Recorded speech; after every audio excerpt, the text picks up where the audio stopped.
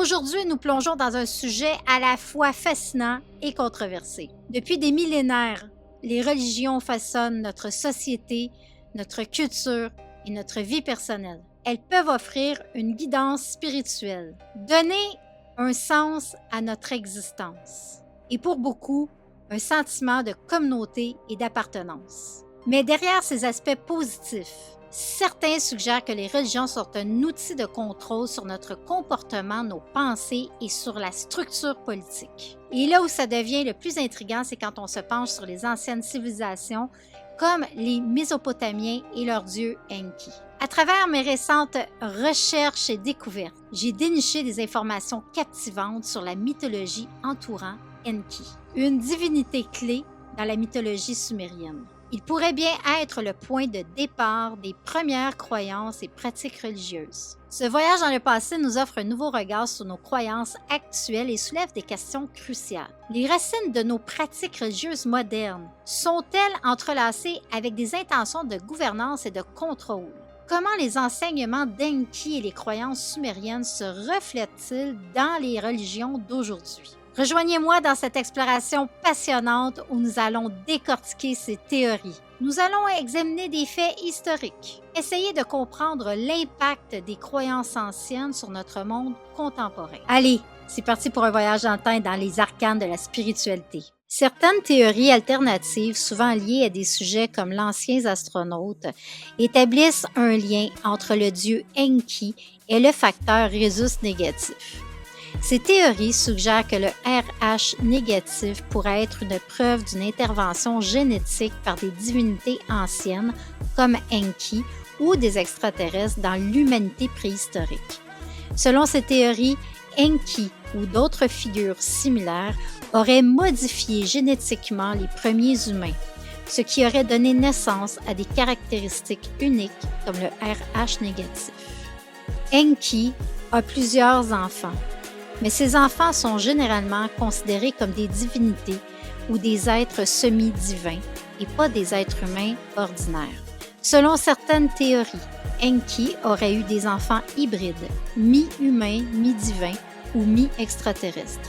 Quelqu'un aurait-il intérêt à ce que l'humanité ignore quelque chose à propos d'elle-même? Mais qui est Enki? Il est vrai que la plupart des professeurs d'histoire ne doivent même pas le savoir. Pour simplifier les choses, en gros, Enki, c'est comme un super chef d'orchestre de l'univers dans les vieilles histoires sumériennes. Il commence son travail à Sumer, un endroit très important à l'époque, et il aide à rendre tout le monde autour plus riche et plus prospère. Enki transforme la ville d'Ur, qui était déjà pas mal, en un super port important sur le golfe Persique, et ça devient un endroit clé pour le commerce. Après ça, il y a Melua, un endroit mystérieux et important près de la vallée de Indus, et il y apporte plein de richesses comme de l'or et des trucs pour l'agriculture.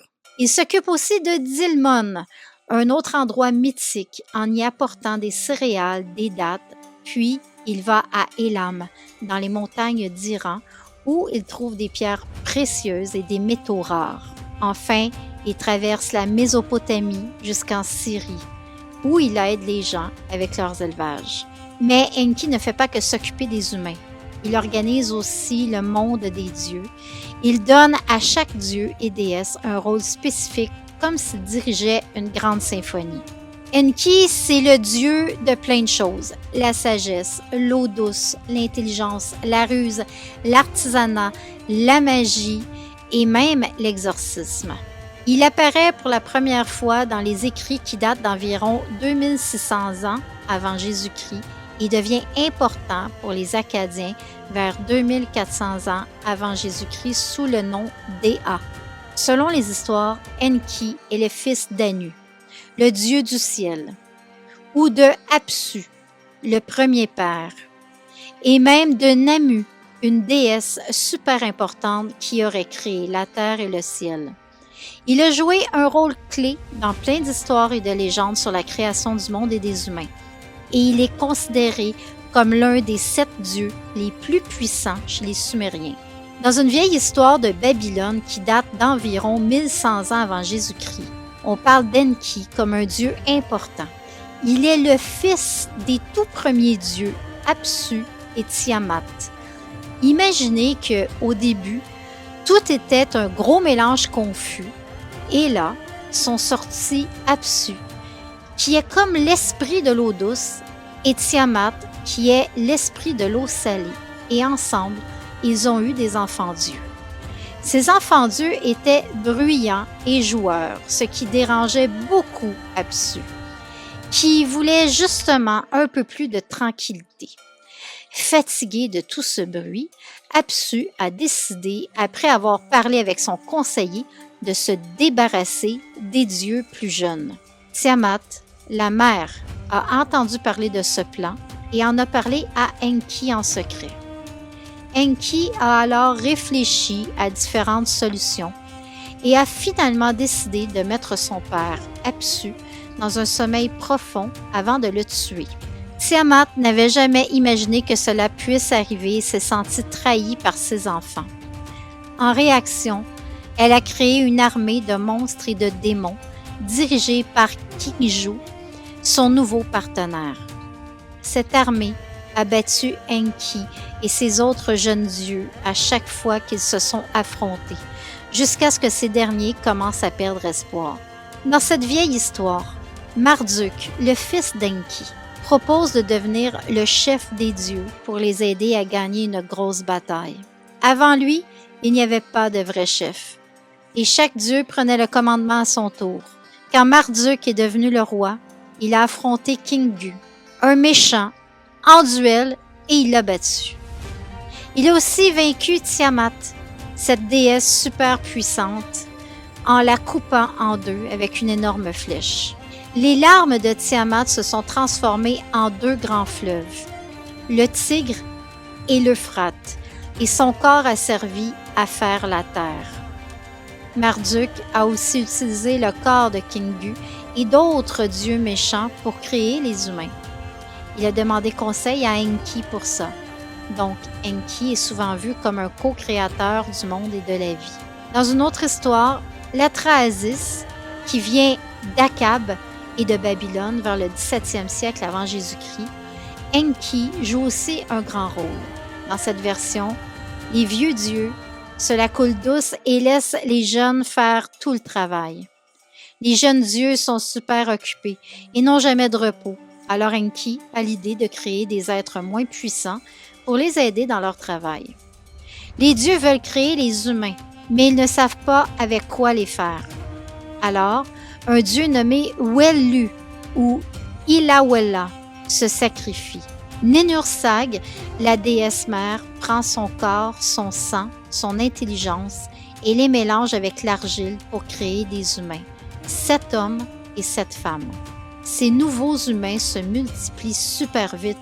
Au début, c'est génial pour les dieux parce que les humains font tout le boulot que les jeunes dieux ne voulaient pas faire. Mais ensuite, il y a tellement de gens qu'ils font trop de bruit et commencent à poser plein de problèmes. Leur bruit dérange Enlil, le chef des dieux, et l'empêche de se reposer et de s'amuser. Enlil en a assez et décide de réduire le nombre de personnes en envoyant des catastrophes comme des sécheresses, des épidémies et une famine. Mais chaque fois, les gens demandent à l'aide à Enki, le dieu qui les a créés en premier.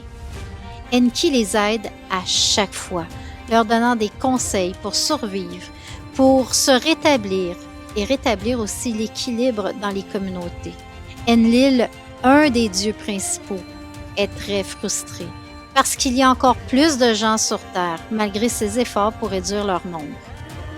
Du coup, il propose aux autres dieux de créer un énorme déluge face à l'humanité. Et ils sont d'accord. Enki trouve que c'est vraiment trop cruel.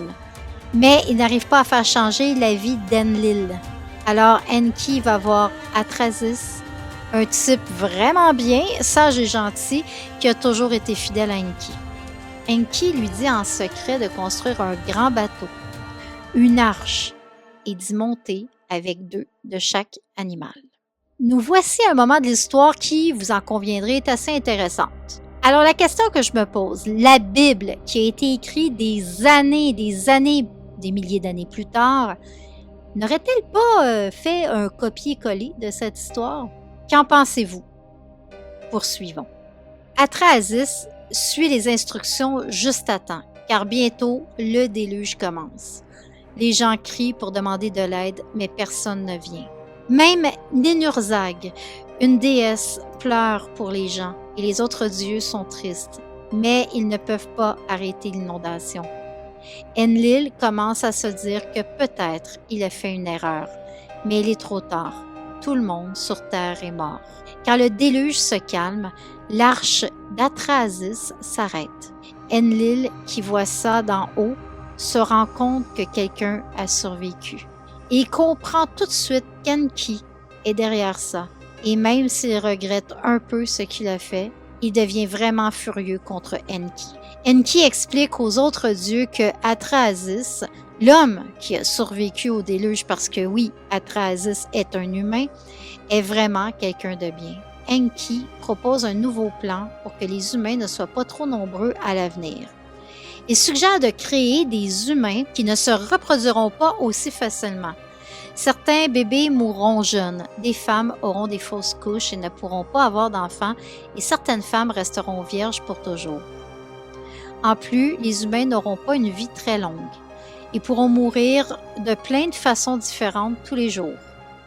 Les dieux sont d'accord avec ce plan. Atrahasis, le dernier humain de l'Ancien Monde, est envoyé dans un endroit spécial pour les gens heureux et Ninhursag commence à créer ces nouveaux humains. Dans toutes ces histoires, Enki est vu comme un dieu qui est toujours du côté des humains. Quand il doit choisir entre suivre les autres dieux et aider les gens, il va toujours choisir d'aider les gens avec compassion.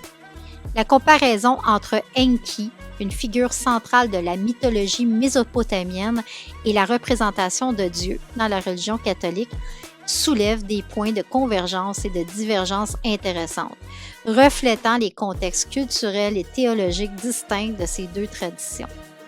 On va y aller avec des points de comparaison.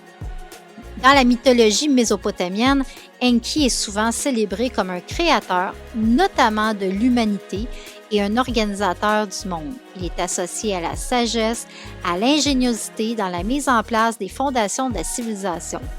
Le Dieu catholique est également un créateur, ayant créé l'univers, la terre et toute forme de vie, y compris l'humanité. En tant que Dieu de l'eau douce, Enki est intimement lié à la vie et la fertilité. L'eau est un élément essentiel dans le mythe mésopotamien et dans la vie et la prospérité. L'eau a également une signification symbolique dans le christianisme, notamment dans le baptême, où elle représente la purification de la renaissance spirituelle. Cependant, cette association est plus rituelle et symbolique que directement liée à la fertilité et à la prospérité matérielle. Enki est souvent vu comme un protecteur de l'humanité, intervenant en leur faveur et aidant les humains dans divers mythes. Le Dieu catholique est également vu comme un protecteur et un guide pour l'humanité, offrant le salut et la direction morale à travers les enseignements de la Bible. Maintenant, les points qui divergent. Enki, bien qu'étant un dieu puissant, possède des traits humains et des faiblesses. Il peut agir de manière rusée et parfois trompeuse. Dieu, dans le catholicisme, c'est la sagesse divine qui est vue comme absolue et infaillible, guidée par la vérité, la justice et l'amour. Enki, bien qu'il soit protecteur, peut se montrer indulgent face aux erreurs humaines, souvent en aidant les gens à se sortir de situations problématiques, même si elles sont de leur propre fait. Bien qu'il soit miséricordieux, le Dieu catholique souligne souvent l'importance de la responsabilité personnelle et des conséquences des péchés. Le pardon est disponible, mais il est souvent conditionné par la repentance et le changement de comportement. Les actes de Enki, de par sa bienveillance envers l'humanité, sont souvent réalisés par des moyens subtils, symboliques ou indirects. Les interventions divines dans la religion catholique sont parfois présentées par des miracles, des actes de grâce manifestes et soulignant la puissance de la souveraineté de Dieu. Enki, en tant que dieu de la sagesse, de l'eau, et protecteur de l'humanité n'est pas spécifiquement associé à des demandes de sacrifices d'animaux dans les récits de la mythologie mésopotamienne. Les pratiques rituelles entourant Enki se concentraient davantage sur des offrandes symboliques de prières, de rituels liés à l'eau et à la sagesse. Le culte d'Enki était plus axé sur la communion et la divinité par l'intermédiaire de la reconnaissance de l'adoration plutôt que par des sacrifices sanglants.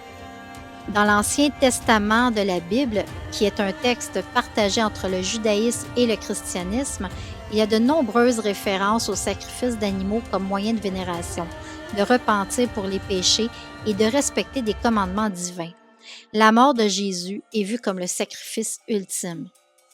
Une des grandes valeurs de Enki dans le mythe mésopotamien est souvent associée à la promotion du libre arbitre, de l'intelligence et de l'élévation spirituelle. Il est le dieu de la sagesse, encourageant la découverte, l'innovation et le développement culturel. Enki peut être interprété comme valorisant l'individualité, donc l'ego, et la recherche de l'abondance matérielle.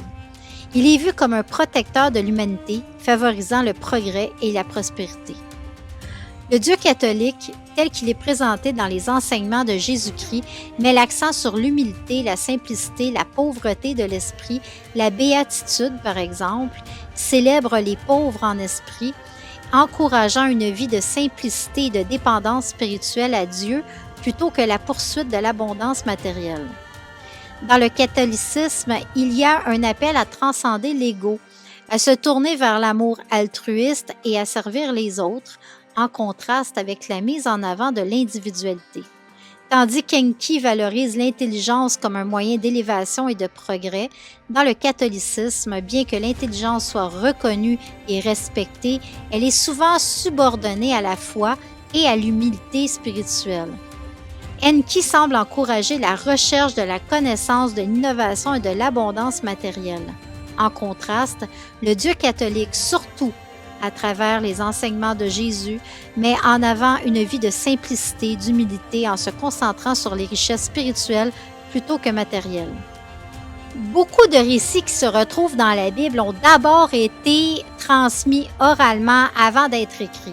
Cette transmission orale a pu entraîner des variations dans la transmission des histoires. Les textes bibliques ont été rédigés par plusieurs auteurs, souvent anonymes et sur une longue période. Ces textes ont été compilés, édités, réarrangés par différents groupes à différentes époques.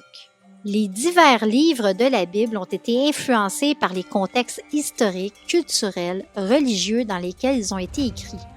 Par conséquent, ils reflètent les préoccupations, les croyances et les connaissances de leur époque respective. Si l'histoire sumérienne de Enki existe depuis beaucoup plus longtemps que celle de Jésus et qu'on lui attribue la création du monde, comment se fait-il qu'on n'en entend pas parler? La Bible a été traduite dans diverses langues au fil des siècles et chacune de ces traductions peut entraîner des variations. Selon certaines théories, le pape Jean-Paul II aurait lui-même changé certaines prières qui servaient aux exorcismes, ce qui a rendu les exorcismes beaucoup plus difficiles. Alors, il y a aussi une histoire controversée d'un film interdit, Anunnaki de John Gress. La sortie du film était prévue pour 2006 et a été brutalement annulée, au point que le réalisateur lui-même a dû changer de vie. Lors d'une interview, John Gress lui-même a averti que son film allait connaître énormément de résistance parce qu'il allait dévoiler des choses qui allaient remettre en question la création de l'humanité et les écrits de la Bible. Certaines théories rapportent que John Gress a vu son film annulé par le gouvernement américain lui-même parce qu'il donnait beaucoup trop d'informations sur l'existence des extraterrestres.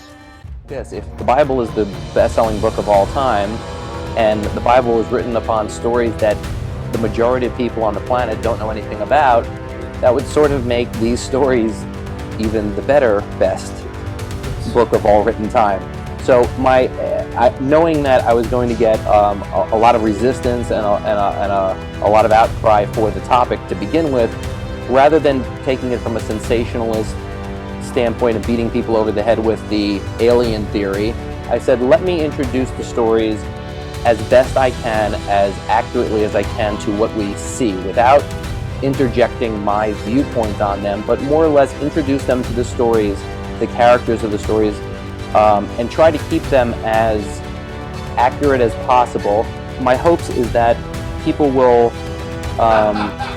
truly become interested in the topic, because this is not made up. These are texts that we've found and have been deciphered and are as credible as the biblical versions that we know, and they've been censored and edited in the versions that you read in the Bible. Do you have any idea how they could react to one Anunnaki, two Anunnaki, and so on?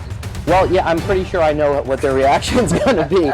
We've already been banned in the Philippines, for what I understand. We haven't even released the movie yet. There's a lot of controversy on the subject. I think that there's definitely going to be we're definitely going to have our share of outcry for the topic in general. On a parlé de la Bible, maintenant on va parler des écrits sur Enki. La majorité des écrits sur Enki ont été retrouvés sous forme de tablettes cunéiformes, un système d'écriture utilisé en Mésopotamie. Ces tablettes étaient souvent en argile et inscrites à l'aide d'un stylet. Une source majeure d'informations sur la mythologie mésopotamienne, y compris sur Enki, provient de la bibliothèque d'Assurbanipal à Ninive. Cette bibliothèque datant du 7e siècle avant Jésus-Christ contenait une vaste collection de textes sur argile, y compris des mythes, des épopées, des prières et des incantations. Beaucoup de ces tablettes ont survécu des millénaires en raison de la durabilité de l'argile cuite, surtout quand elle était accidentellement cuite lors d'incendies qui détruisaient des bâtiments où elle était stockée. L'histoire fascinante d'Enki nous rappelle que la recherche de la sagesse et la connaissance peut nous guider vers une meilleure compréhension du monde qui nous entoure. Les mythes anciens, comme celui d'Enki, nous invitent à nous interroger sur notre propre existence, sur notre place dans le cosmos et sur les mystères de l'humanité. Il est important de se rappeler que les religions, les spiritualités, quelles qu'elles soient, anciennes ou contemporaines, sont des moyens par lesquels les êtres humains cherchent à donner un sens à leur vie. Elles peuvent être de puissants outils pour promouvoir la paix, la compassion et la compréhension mutuelle. Cependant, il est essentiel de rester curieux, ouvert d'esprit, critique dans notre quête de vérité. Les religions ne devraient pas être un moyen de contrôle, mais plutôt un chemin vers l'amélioration de nos vies et de la société. En fin de compte, chacun de nous a le pouvoir de décider comment nous souhaitons explorer notre spiritualité et notre quête de sagesse. Alors, restons ouverts aux enseignements anciens, aux récits mythologiques et aux différentes formes de spiritualité. Posons des questions, cherchons des réponses et évoluons en tant qu'êtres humains et société. Car c'est dans la curiosité et dans la recherche constante que nous pouvons découvrir la richesse de la connaissance et de la sagesse et enrichir notre existence. Merci de m'avoir accompagné dans cette exploration et n'oublions jamais que notre quête de vérité est un voyage sans fin. Je vous aime tout le monde. Ciao, ciao!